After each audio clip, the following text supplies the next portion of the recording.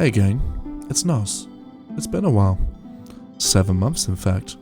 And, in my opinion, it's time that changes. I've got a build for you. The Pureblood Shaman at rune level 65 on Seamless Co-op. First and foremost, this is a utility caster build and we will be using the following spells. Catch Flame, Blood Flame Talon and Furious Blade of Anzabark make up the majority of our melee spells. Dragon Claw and Inescapable Frenzy also provide us with Hyper Armor and the funny Command Grab. For our more ranged spells, we'll be using Swarm Flies, Fire Serpent, Blood Boon, and Pestfed Spears. Finally, those of Intuition watching this video have likely noticed my defenses are quite garbage. Therefore, the Miracle Blessings Boon will help keep us healed up in the mid-fight.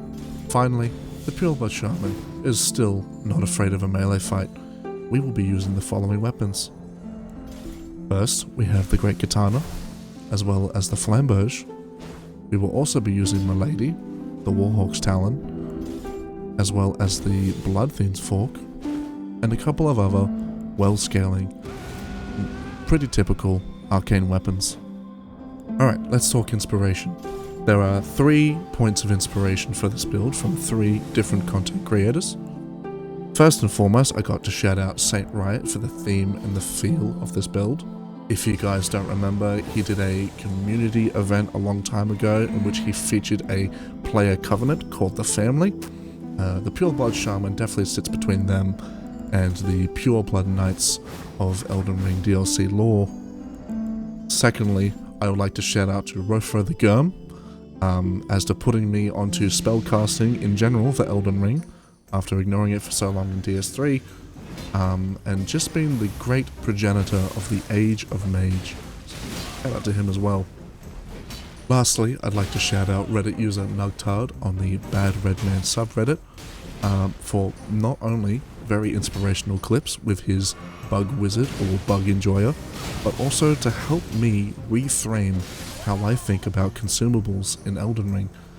In this particular case, going back to the Age of Mage, just thinking of them as extra spells. I think is really cool. Okay, let's talk the bread and butter of the build.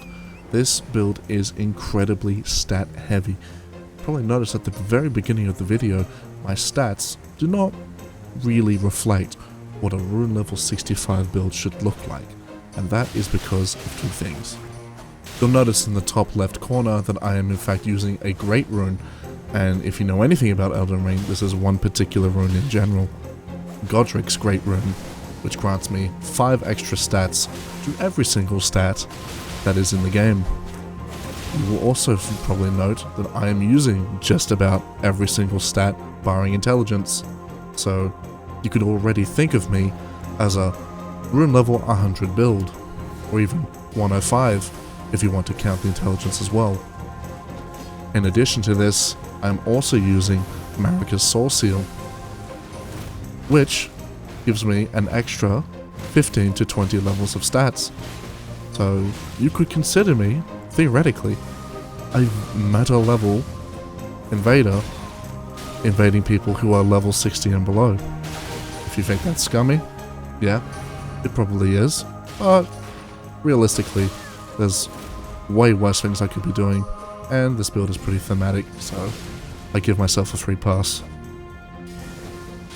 Another talisman I happen to be using is Beloved Stardust, which, if you didn't know, raises your virtual casting speed to the maximum for the exchange of quite a lot of physical and magical defense.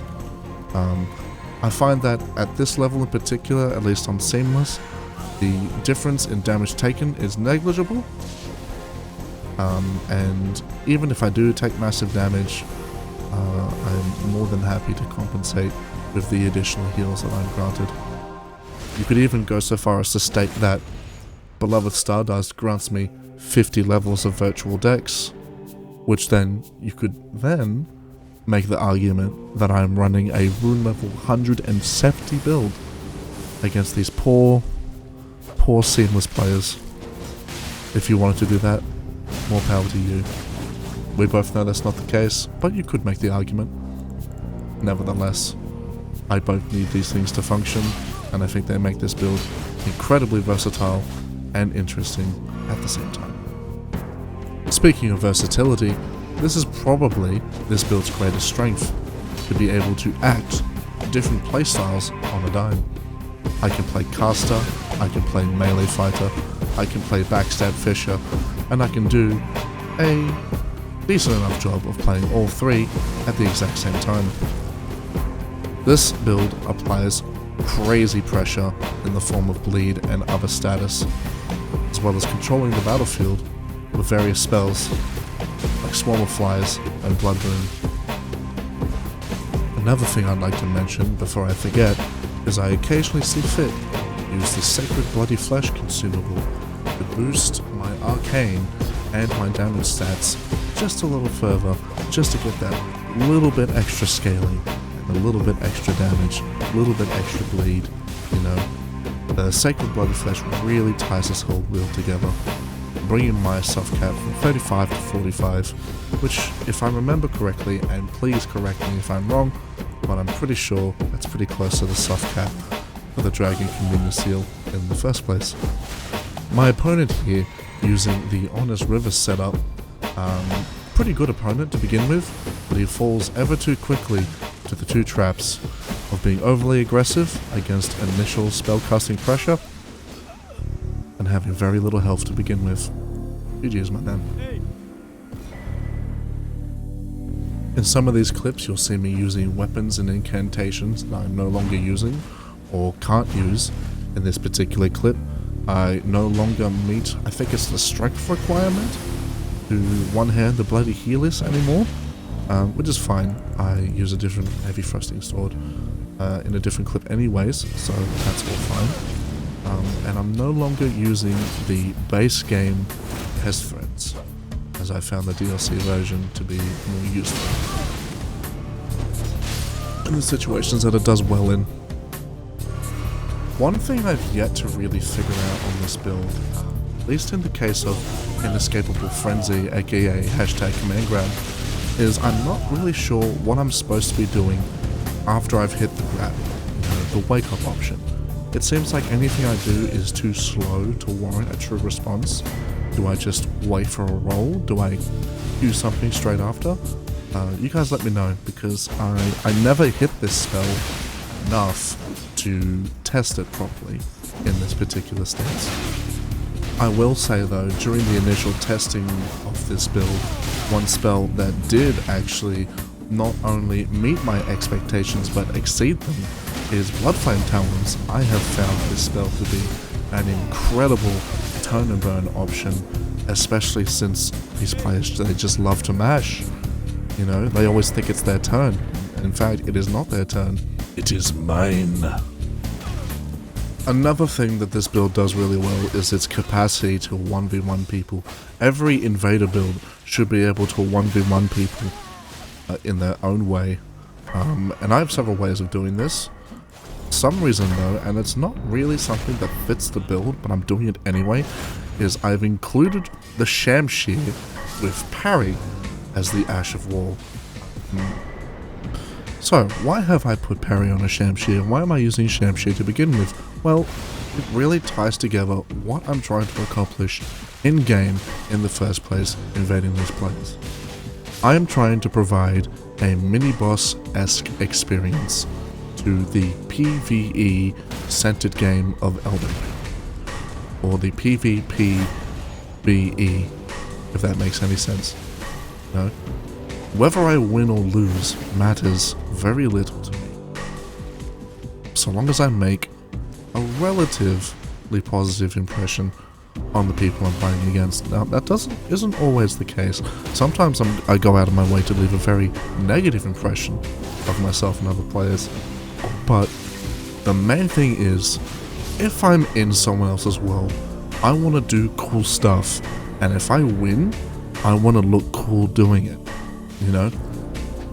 That's my main philosophy when it comes to builds, build making, and playing the game in general. This is stifled somewhat by the unfortunate nature of my geographical location, as you guys know. But in spite of this, I will do my utmost to provide what I hope to be a cool experience, if not necessarily a jank-free one. Okay, so we've talked about strengths of the build, we've talked about what it does well.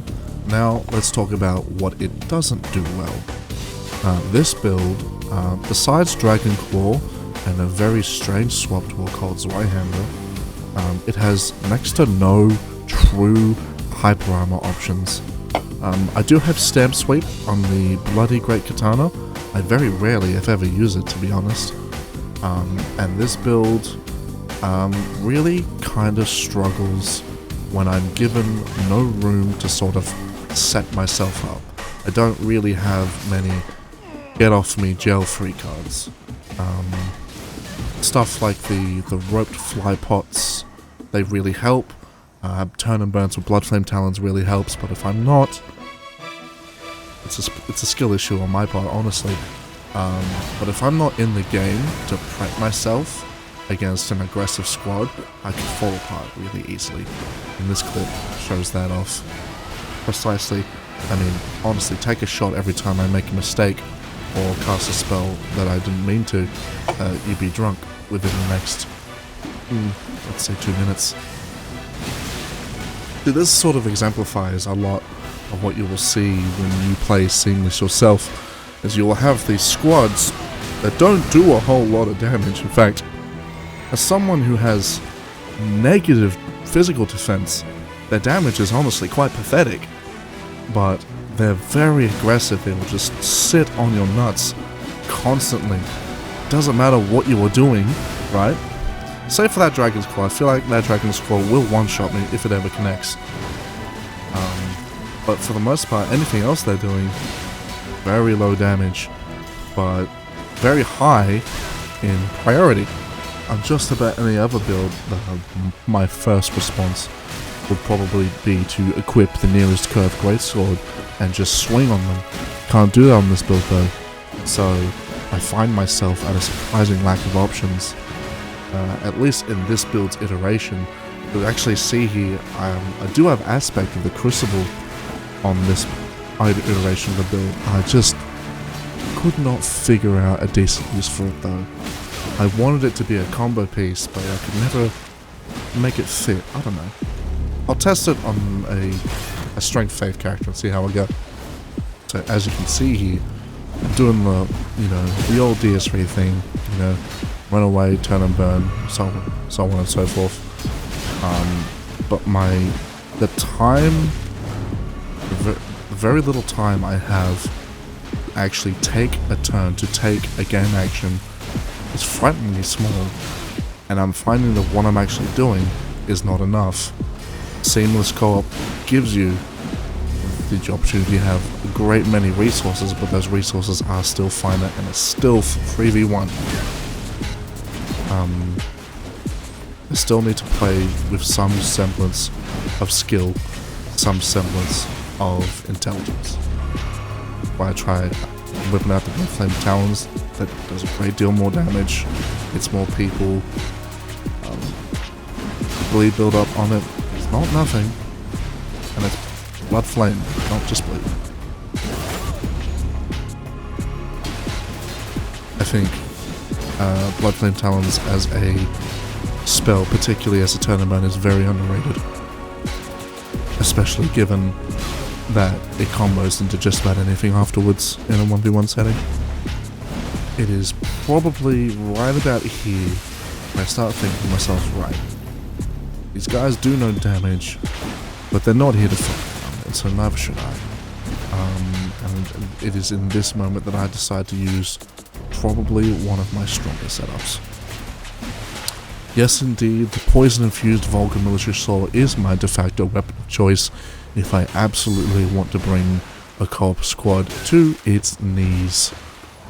One would have hoped that the pole blade of the Bud would serve a similar purpose, but without the initial bleed and more abusable moveset in addition to Ash of War, with Poisonous Mist in particular, the pole blade of the Bud really serves more of a flashy getaway card. I mean, don't get me wrong, it's good. You know, anything with innate rot, it's good. Tryhard? Not necessarily. These next couple clips, the one you just saw and the one that is showing on screen probably now as we're speaking, demonstrates not what to do when you've been invaded in Elden Ring. Don't split up the party. Seamless co-op players, there are 3 things I'd like you to do. For both mine and your enjoyment, and for the betterment of the game as a whole, level your vigor, stop splitting the party, and for fuck's sake, stop putting slurs in your name, okay? There is nothing that is going to make an invader try hard more having some stupid slur name on your character. It makes you look stupid, makes me feel stupid for having to deal with you at all. It's a bad time for everyone, you know? Just fucking stop. Get off it, dude. On a brighter note, one thing I would like to encourage seamless co-op players to do, especially if you're feeling a little brave, this clip caught me by surprise. This does not happen in vanilla Elden Ring, and you'll see what I'm talking about in just a moment. But in seamless, you can actually turn off the no friendly fire, and this doesn't happen often. But sometimes you will invade 2 goobers, you know, just having fun, playing against each other with their builds, and you'll invade them. But usually what happens is they'll turn friendly fire back off, and they'll just try and gank you. You know, that's all well and good. But these guys, they forgot. And, I don't know, I sat there in utter bewilderment a long time there. Like, bro, I am beleaguered, I am staggered that this dude just one-shot his own friend. Like, at this point, my will to fight has left my body. You know, these poor dudes. And so, yeah, I just want to say goodbye. And I'll just leave him to his own devices. Cheers, dude, for doing my job for me, I guess. Couldn't have done it better myself. Now, that's really all I've really got for you, showcase-wise. I still got a couple clips left. But it's probably better if I just let you watch, to be honest. Probably a better viewing experience, if I had to say so myself. These guys, they seem pretty happy to see me, in all honesty, especially the dude with the halberd. So, preemptively, GG's to these guys. This actually isn't the last clip I have of them. I think I saw them like 2 or 3, maybe 4 times in that one session. And I think they became progressively unhappy with my presence, but this encounter was quite nice. I'll leave you guys with it, and I will see you guys next time. Thank you so much for watching. Later.